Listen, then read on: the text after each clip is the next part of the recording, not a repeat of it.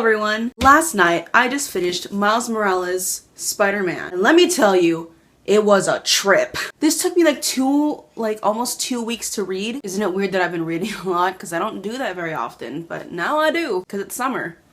Summer reading. Alright, so let's just jump into the review. Miles Morales, Spider-Man. It's Spider-Man, but Miles Morales, not Peter Parker. That's not the whole review, but that's part of it. I knew that going into the book, of course. It's not gonna say Peter Parker if it's not Peter Parker. I just love Spider-Man Homecoming, okay? Alright, so I really like the writing style of this. It's very witty, and it's set in Brooklyn, so it was very realistic to that area. I'm not very familiar with it, but it gave me a good idea. This guy was from there, Jason Reynolds. Let me tell you, it is very, very detailed. That's probably why it took me so long, because it just like goes into the whole world and you get really submerged into it, but also it's just a lot. It was a lot for me to get through. I feel like there's a ringing in my ear, or I seem like I'm very like hollow. Does it seem like it to you? The language was very real, and everyone in this story I envisioned was of color, so I love that already. I mean, obviously, hello. It was very witty. Let me read you some part, because I've read this first and I started cracking up, and I was reading it at work, so I laughed really loud. Okay. After being suspended Thursday afternoon, Father Jamie, down at the church, would have just given Miles a few Hail Marys to make penance and sent him on his way. But Father Jeff, his biological dad, gave him a few hell nods and sent him to his room. I love that! So the main character is Miles Morales and his best friend Ganke? G-A-N-K-E. I don't know how to pronounce that, so I'm just gonna say Ganke because that's how I envisioned it, or I heard it in my ears as I was reading it. They were very realistic, and I love how the two of them interacted with each other. Ganke is this like wisecracking, sarcastic, like boastful, prideful kind of kid, but he was also very faithful and he cared very deeply for his friends. And I love how his story ended in the end of this, because it's just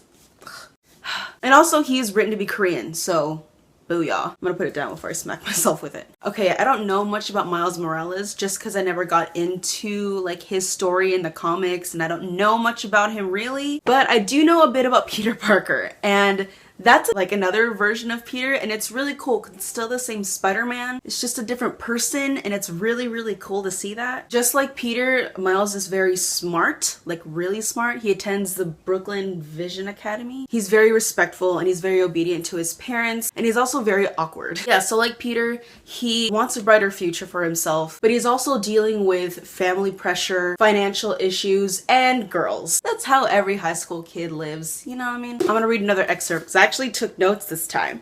It frustrated him that he could wrestle with monsters 10 times his size, but not get his mouth to cooperate whenever he was in her presence. And her meaning his love interest. I felt like his love interest, Alicia, was very much like Laura Harrier portraying Liz Allen, if that makes any sense. If you've seen Spider-Man Homecoming, you'll probably understand what I'm talking about. She's also very smart, and she's very driven, and she's like all for protesting, which is really great. So there's also a mix of Michelle and Liz, so there we go. I'm gonna read another bit because this is also really good. Hold on one second. Mrs. Tripley, the librarian. Mrs. Tripley stopped between two bookshelves, turned to Miles. I do know one thing.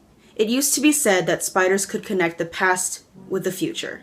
Something about the symbolism of the web. That is key in this book. Oh my gosh. The ending, I'm not gonna go into much spoilers. I don't want to spoil anything for you really. If it is, then sorry. But the ending of chapter 9 was almost like the homecoming scene in Spider-Man Homecoming. I'm comparing this a lot to Spider-Man Homecoming because I'm like freaking obsessed with it, if you couldn't already tell. It also deals with racism in schools, which is so timely and so relevant in today's day and age. Obviously, y'all know what's going on, like, in America. America, what you doing? Miles has this teacher named Mr. Chamberlain who kind of reminds me of the movie Get Out. Just gonna leave that there. I think one of the reasons why it took me so long to read is because the chapters towards the middle were very, very long. Like, I think chapter 9 had like 30 pages and so did chapter 10. But chapter 11 was like 4 pages. So, I mean, it kind of had that kind of weird balance of it. But it's because so much happened in the middle and it's very much essential to the beginning and the end of the book. And kind of like a film, it does get more suspenseful towards the closing of the book. Bottom line, what I got out of this is that you have control of your future. One of the things that Miles deals with in this book is that his family has a lot of bad blood in it, if that makes any sense. People in your life may be coming after you, but you don't have to go along with what other people are saying. If you don't like where you see yourself going, you have opportunities to change that. And another big thing I got out of it was that just because you're someone of color and just because you have a long family history line of bad things or things that you don't exactly appreciate and like really for yourself, it doesn't mean that you're destined to be a bad person. I love that. I love that. My computer just locked, so that means it's the end of this video. Thank you guys for watching. I hope you liked it. If you did, give it a thumbs up. If you have read Miles Morales' Spider-Man, let me know your thoughts and opinions in the comment section below. Let me get my hand out of my sleeve. There you go. And if you want to, you can subscribe to this channel where I'll be posting videos every Wednesday and Saturday. You can do that by clicking the subscribe button down here. And you can follow me on social media. I have Facebook, Instagram, and Twitter. And all that is down below. Thank you guys so much for hanging out with me today. I will see you guys in the next video. Bye! So all I wanna do is think about what you think about when you think about me.